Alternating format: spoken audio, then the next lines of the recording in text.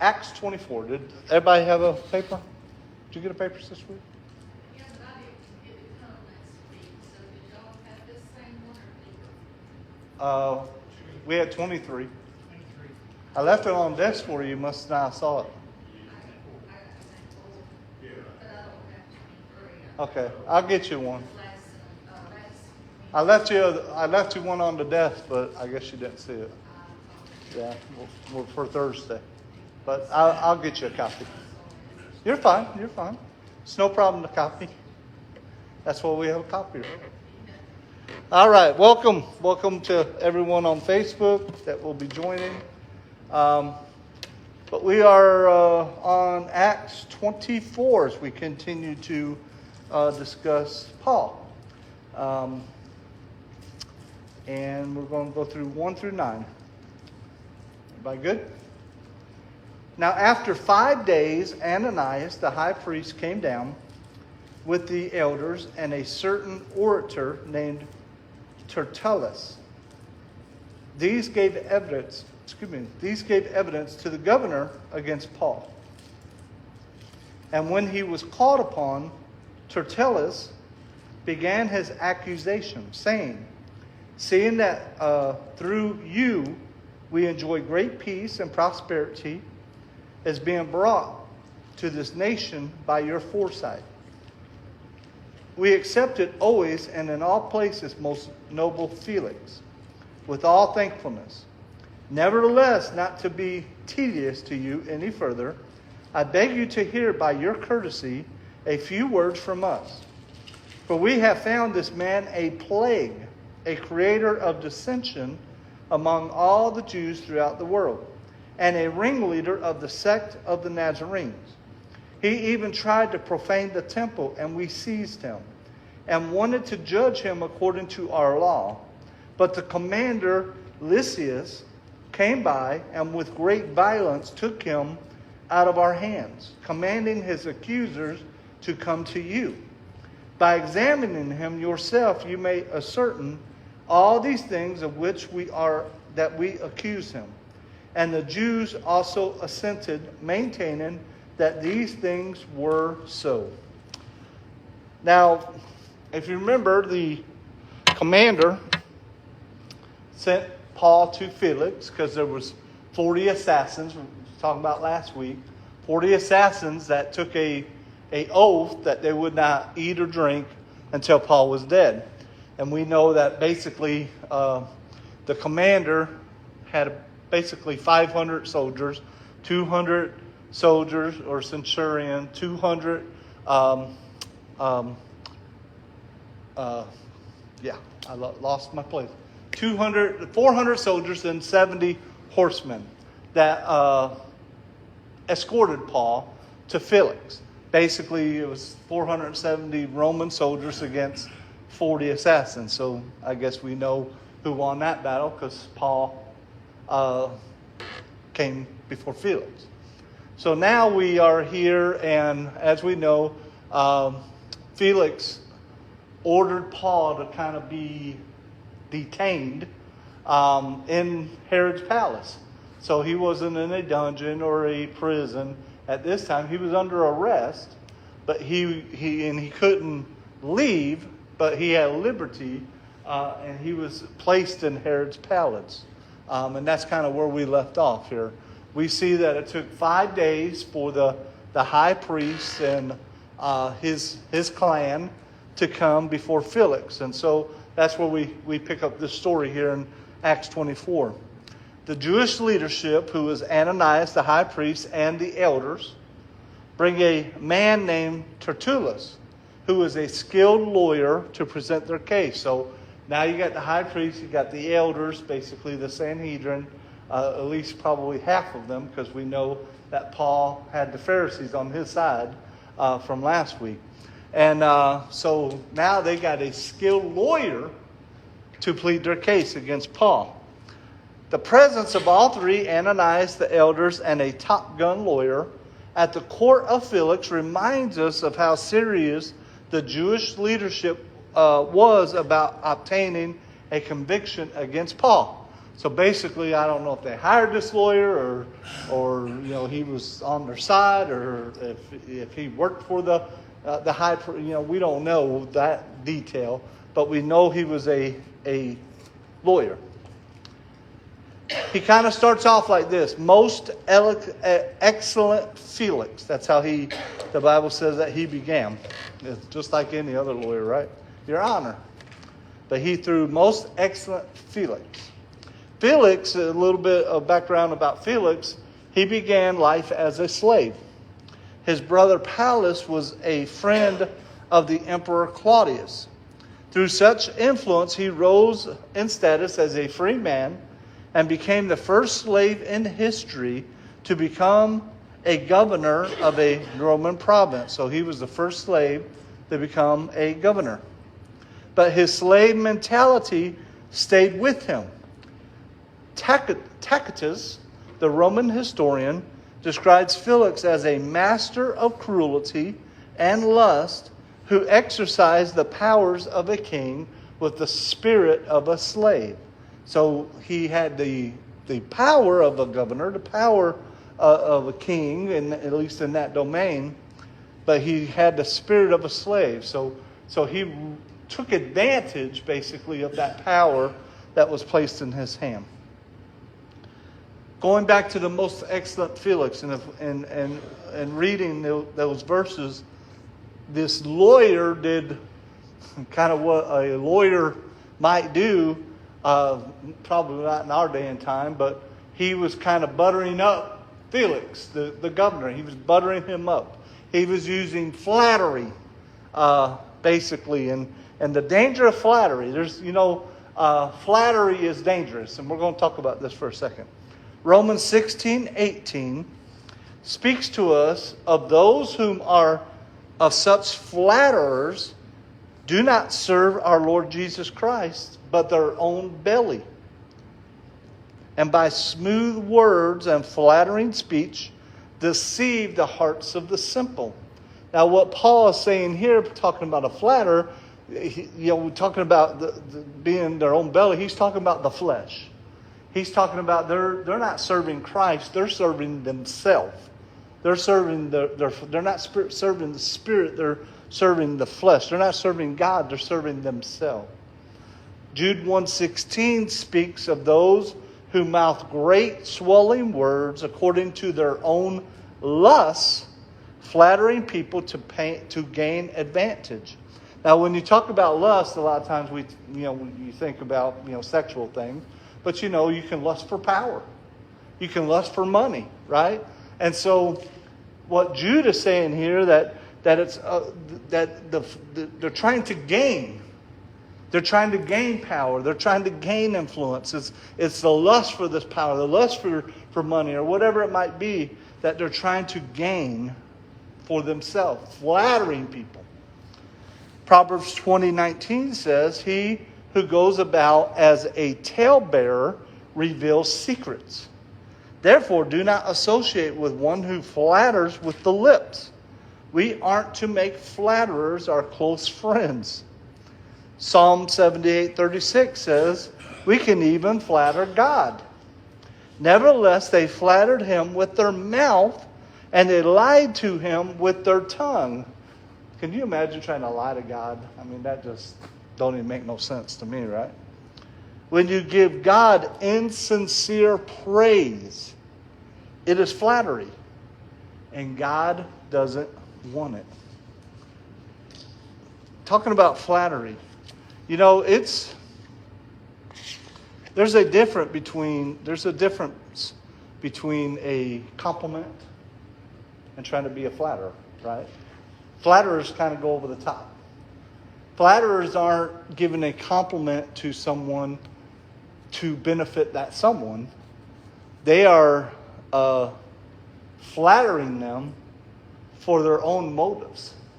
In other words, they're like, "Hey, I don't know how you do it, but you're the best boss. I mean, I just wake up every day, just so joyful that I get to come to work because you're the best." But there's a motive in there, right? They're not saying all these things to give a compliment. At least I don't think they are.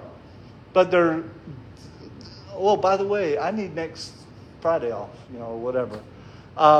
Whatever the motive is. And so there's a difference between a compliment, something like, hey, man, you sang that song fantastic. It was so anointed. I mean, that's a compliment. Or saying, oh, my goodness, you are the best singer I've ever heard in my life.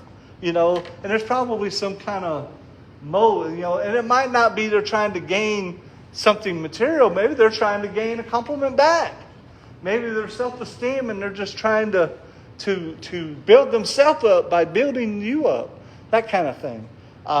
So there's a difference between flattery and, true compliment. There's usually a kind of, what do you call it, read the small print, that kind of thing, or there might be a string attached somewhere, kind of thing. And so the Bible says to be careful of these people, because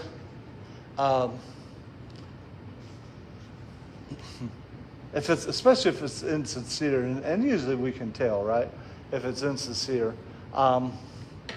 But be careful. There's a difference between a compliment and flatterers. The flatterers, again, have probably some ulterior motive they're trying to get. The charges against Paul, that's why you got to be careful of politicians, right? There's probably a string. The charges against Paul were essentially that he was politically dangerous. They called him a plague. That's what they called Paul, a plague. A ringleader of the sect of the Nazarenes. He's a plague. He's a ringleader of this group of the Nazarenes. And that he had profaned the temple. We talked about that, I think, probably 2 weeks ago, where they saw him walking with a Gentile. There was a Gentile friend of his with him, not in the temple, just with him. But then they accused him of bringing this Gentile into the temple, into the, past the border, past where a Gentile was supposed to go. And so they say, you profaned the temple. We've talked about that several times, about the Jewish attitude towards Gentiles, right? I mean, if a Gentile went into your house, it defiled the house, that kind of thing. And so you can imagine the temple, if a Gentile went into the temple. Ancient Judea was filled with would-be messiahs and revolutionaries against Rome. Tertullus, or Tertullus, tries to put Paul in the same group with these kind of terrorists. We know that even when Jesus was being accused, that they were accusing him of bringing a revolution against Caesar. I mean, there was even times that he was questioned. If you remember, talked about, is it as Christians, well, Christians probably not the word they use, but do you believe we should, pay our taxes? Remember that question? And Jesus gave the wisest answers, right? Give Caesar what belongs to Caesar. And so they were always trying to accuse him of causing problems, causing an uprising against Rome, these kinds of things. So they're doing the same thing with Paul. The reference to Paul being a ringleader of the sect of the Nazarenes is intended as a disparaging reference to both Jesus and his followers. Nazareth had a poor reputation as a city.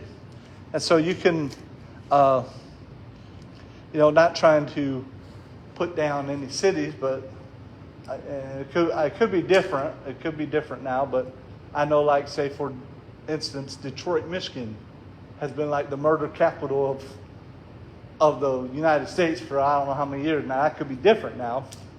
But that's kind of like saying, he's the ringleader of the Detroitians or whatever.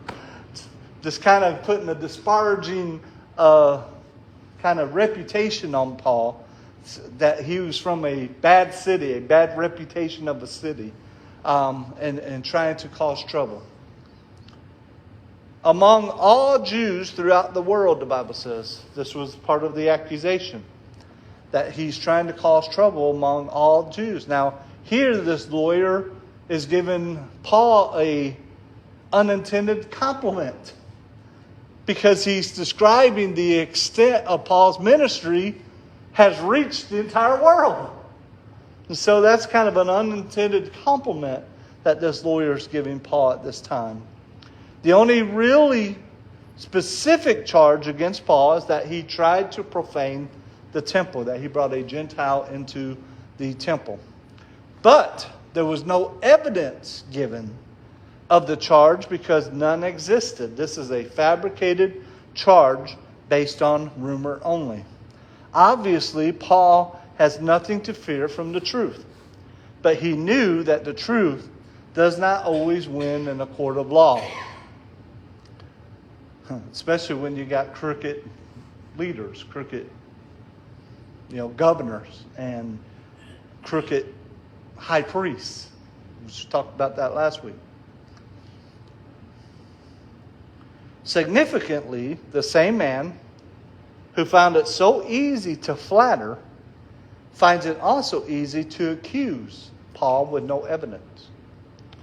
The two almost always go together. The person who today flatters you will likely tomorrow accuse you about something behind your back. So again, you got to watch the flatterers. Be careful of what they're, if it's to their advantage, if it's to their gain, if it meets the lust of whatever they're trying to obtain. That's why we gotta be careful. When they lay it on thick, right? Be careful, be weary, be leery, not weary. The Roman commander, Lysias, who rescued Paul, is put into a bad light also. Clearly the Jews regret that the case has come this far. They thought that they could take care of it in Jerusalem with their mob justice. They thought they could get their lynch mob and take care of this. But before it went any further, they didn't want Paul to end up in the court of Felix, the governor. They wanted to take care of it back in Jerusalem. Take care of Paul. The Roman, by examining him yourself, you may ascertain all these things of which we accuse him. Tertullus doesn't even pretend to offer any kind of evidence against Paul. He doesn't offer evidence to these charges. His hope is that Paul will incriminate himself by being examined by Felix. So it's kind of like how they put Jesus with Pilate, and Pilate, questioned Jesus, and we know he said, "I find no fault with you." But the Jews were hoping that Jesus would incriminate himself, so that Pilate could crucify him. Now we know Pilate didn't, but he still crucified him. The Jews also assented, maintaining that these things were so. The other Jewish accusers present, the high priest and the elders, agree with the charges but offer no supporting evidence. So again, you got the high priest, you got the elders, which basically are the Sanhedrin, at least the Sadducee side of them, that were there accusing but had nothing to back it up. No evidence. It was all accusation. And again, they had this, in our day and time, this high-priced lawyer, I don't know if he was or not, this slick talker that, they brought to try to take care of Paul. And between the lawyer speaking and the high priest and the elders, none of them had evidence.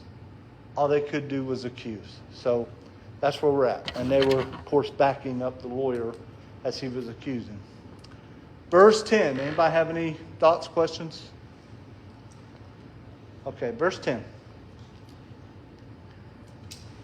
Then Paul, after the governor had nodded to him to speak, answered, "Inasmuch as I know that you have been for many years a judge of this nation, I do the more cheerfully answer for myself, because you may ascertain that it is no more than 12 days since I went up to Jerusalem to worship.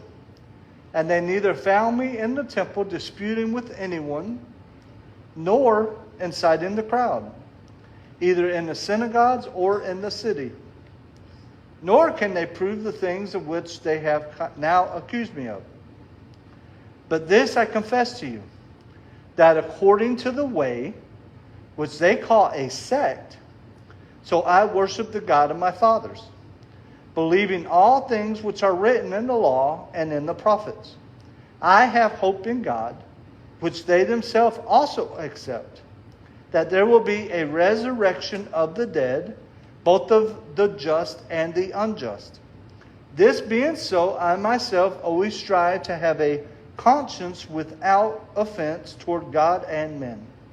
Now after many years, I came to bring alms and offerings to my nation, in the midst of which some Jews from Asia found me purified in the temple, neither with a mob nor with tumult. They ought to have been here before you to object it. If they had anything against me.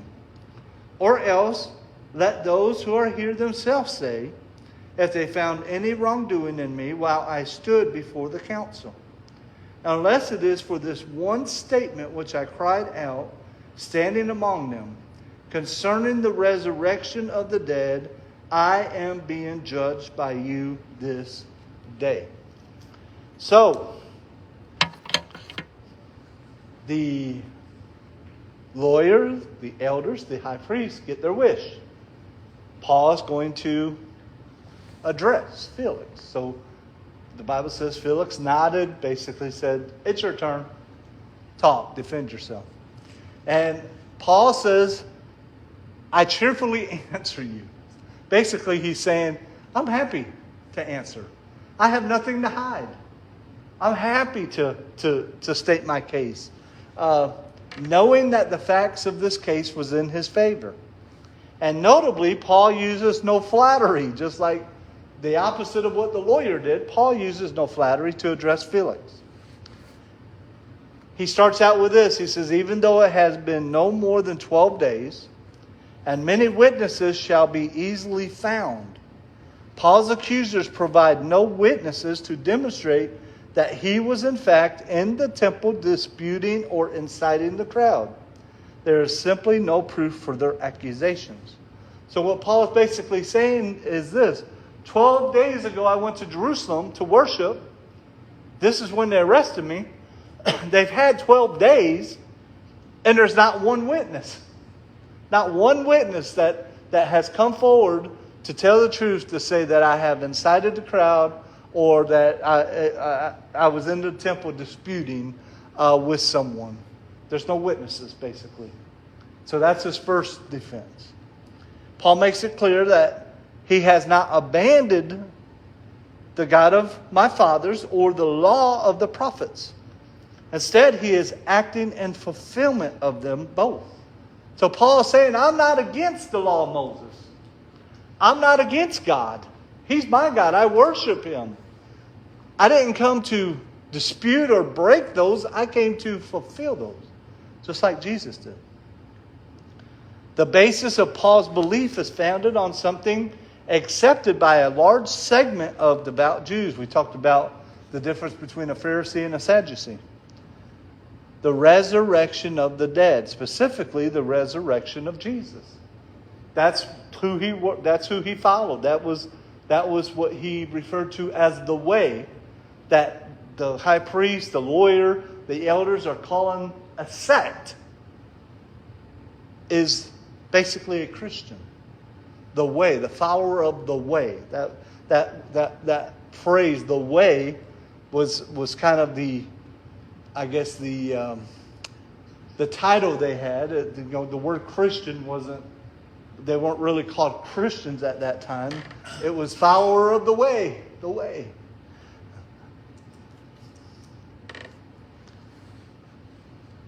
Talking about the resurrection of the dead for both the just and the unjust. So Paul clearly believed in the resurrection for both the righteous and the unrighteous.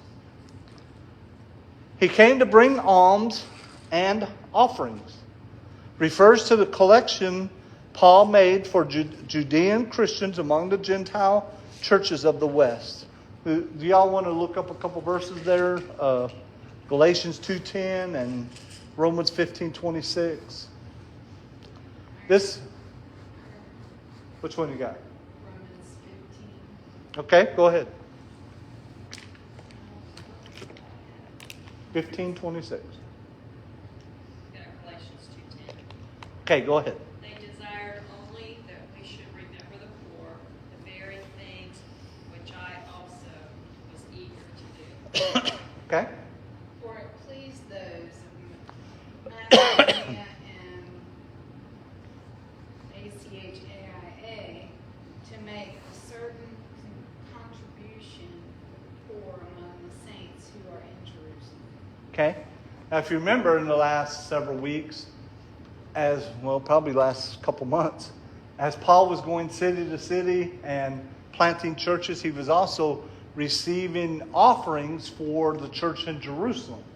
And we see here in Romans and in Galatians, which are two different times that we're talking about, but it verifies what Paul was doing. He was collecting what it says here, collecting alms and offerings for the Christians in Jerusalem.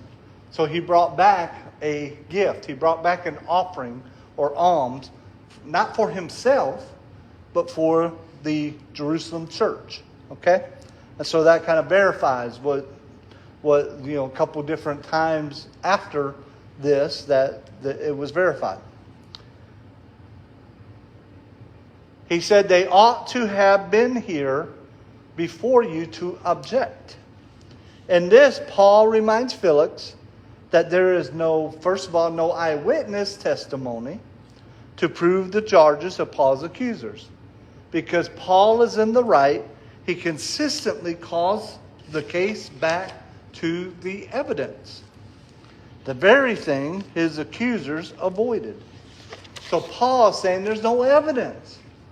There's no eyewitnesses. There's no witnesses. It's been 12 days.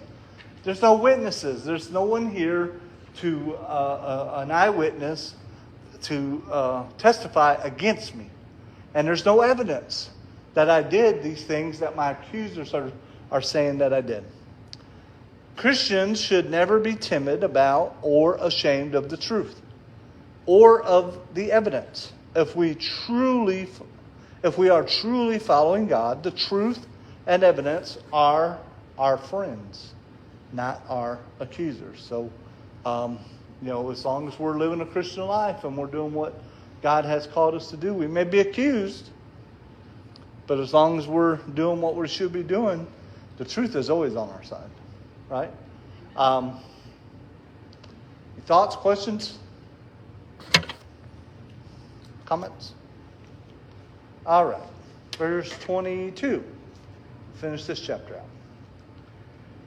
But when Felix heard these things, having more accurate knowledge of the way, there's that word again, the way, he adjourned the proceedings and said, when Lysias, the commander, comes down, I will make a decision on your case. So he commanded the centurion to keep Paul and to let him have liberty, and told him not to forbid any of his friends to provide for or visit him. And after some days, when Felix came with his wife Drusilla, who was Jewish, he sent for Paul and heard him concerning the faith in Christ. Now, as he reasoned about righteousness, self-control, and the judgment to come, Felix was afraid and answered, Go away for now. When I have a convenient time, I will call for you." Meanwhile, he also hoped that money would be given him by Paul, that he might release him. He was wanting a bribe. Therefore, he sent for him more often and conversed with him. But after 2 years, Porcius Festus succeeded Felix, and Felix, wanting to do the Jews a favor, left Paul bound. 2 years. Can you imagine? So Felix avoided a decision. He heard the lawyer, the high priest, the elders. He heard Paul. And he avoided a decision under the pretense of waiting for more evidence through the Roman commander Lysias. This was the commander that was in Jerusalem. But Felix clearly had enough evidence to make a decision in Paul's favor, having more accurate knowledge of the way. Yet, knowing Paul's innocence, he grants Paul generous liberty even while he is being held in custody. So Paul was under arrest, but he had liberty. People could come, people could bring him stuff. It's not like he was in a dungeon, but he was imprisoned, honestly. I guess if you're in prison, you're in prison. Felix tried to walk a middle ground. He knew Paul was innocent, yet he did not want to identify himself with Paul's gospel and the Christians, so he made no decision and kept Paul in custody. It's kind of what you think about going back to Jesus and Pontius Pilate, and you think about the decision he made. He knew he was innocent.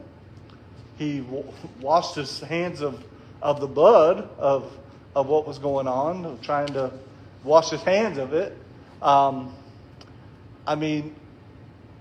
he fell to the, if you want to call it, political pressure of the Jews, pretty much probably the same people that were trying to pressure Felix. Now, Felix knew that he was innocent, just like Pilate did, but instead of Felix didn't, order him to die, kind of like Pilate did, he put him in prison.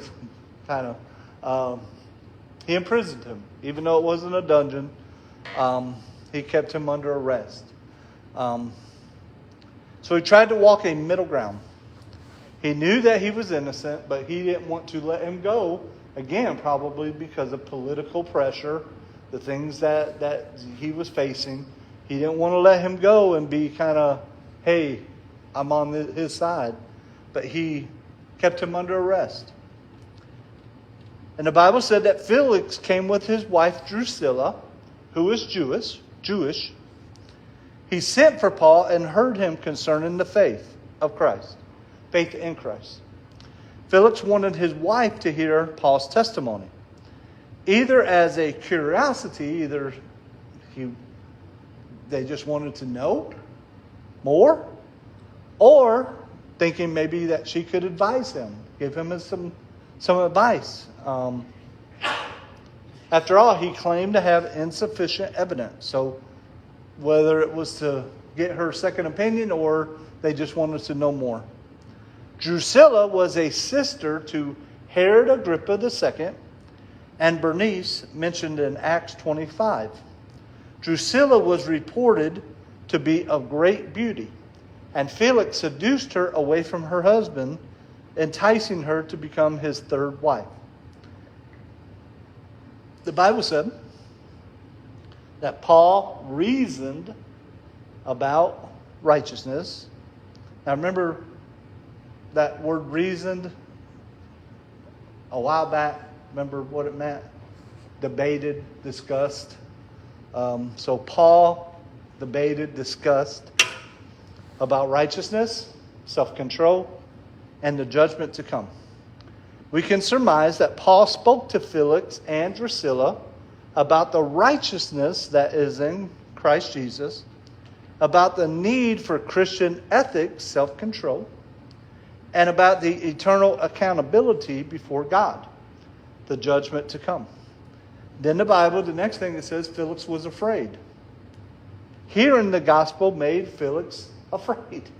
Talking to Paul made him afraid. You know what I think about? I think he was under conviction. And people under conviction don't want to hear it no more. And so he told Paul, go away. Go away. I don't want to hear it. I'll call you when I'm ready.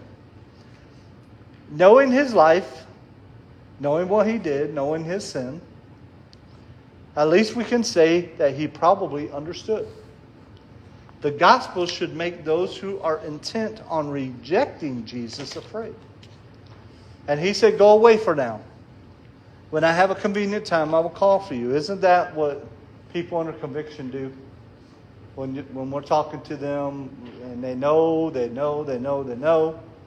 and we're maybe talking to them about the Lord or just whatever, and they're just under conviction, and they're just like, I got to get away. They're miserable. I got to get away from you. Be quiet, It depends on what kind of relationship you have with them. They might say, shut up, I don't want to hear it no more. And that's kind of what Felix said. Go away, I don't want to hear it no more. I'll call you when I'm ready to talk some more. Because he was under conviction. And it doesn't say that, it says he was afraid. But that's what I discern with that. Felix was unwilling to declare his decision against Jesus. Instead, he rejected Jesus under the pretense of delaying his decision. Many people respond to the gospel in this way. They express their rejection through delay by procrastinating their decision to commit to Jesus. It is a rejection nonetheless. I mean, how many people do we know or have known that say, well, I got to get some things right before I give my life to the Lord, right? But that's just a lie of the devil. You ain't got to get nothing right. Just come to Jesus. He'll get it right, right? But that's just an excuse, trying to delay. I'll come to church. I just can't come right now. I got to do this, or it's just a lie of the devil. They're just trying to delay it, and even though they don't want to hear it, they're rejecting Jesus by saying, I'm just not ready, or I just got to get some things. They're rejecting Jesus. That's the bottom line. This is why the Bible states, behold, now is the accepted time. Behold, now is the day of salvation. 2 Corinthians 6:2. The claims of Jesus are never convenient for us. If we insist on waiting for a convenient time, we will wait for an eternity in the judgment of hell. Now that is the truth. Because we will never clean ourselves up enough to come to God in our own mind.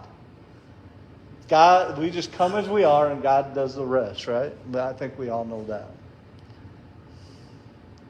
He also hoped that money would be given him by Paul, that he might release him. Though Felix met often with Paul, it was not always an honest inquiry. He hoped to be paid off with a bribe. He was looking for Paul to bribe him, to let him go. Then after 2 years, under Roman law, the type of custody Paul was in could only last 2 years. Felix showed a blatant disregard for this by keeping Paul for such an extended period. Remember, Paul is still a Roman citizen. Felix left Paul bound. Felix was replaced by Festus. And so the end of the chapter says that he left them bound to appease the Jews. Felix refused to release Paul knowing his innocence. For the same reason, Pilate condemned Jesus while knowing his innocence. They both acted out of pure political expediency, wanting to do the Jews a favor. That's what the Bible said. In a way, people like Felix and Pilate are the most guilty of those who reject Jesus. They know what is right, but refuse to do right purely out of fear of man. They have a fatal lack of courage. If we are in this thing to please man, we're in it for the wrong reason. Right? Our audience should be one, and that's the Lord. Amen? Any thoughts, questions, comments? Well, let's pray. Thank you, Lord, for your word. Thank you, Lord, for, Lord, allowing it to speak to us tonight. Thank you, Holy Spirit, Lord, for all that you have done and are doing in our lives, and continue to lead us and guide us and convict us if we're in the wrong, Father. And Lord, that we can make it right.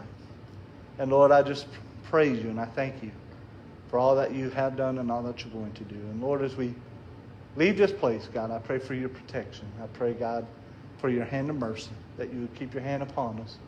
Lord, just protect us from all harm and danger, sickness, disease. Be with us. Bless us as we go. Bless our coming, bless our going. Shine your face upon us and give us peace. In Jesus' name. Amen. Amen. We love y'all. Appreciate you being here. Sister Wheeler, let me know, or whoever, let me know as far as the list. God bless y'all.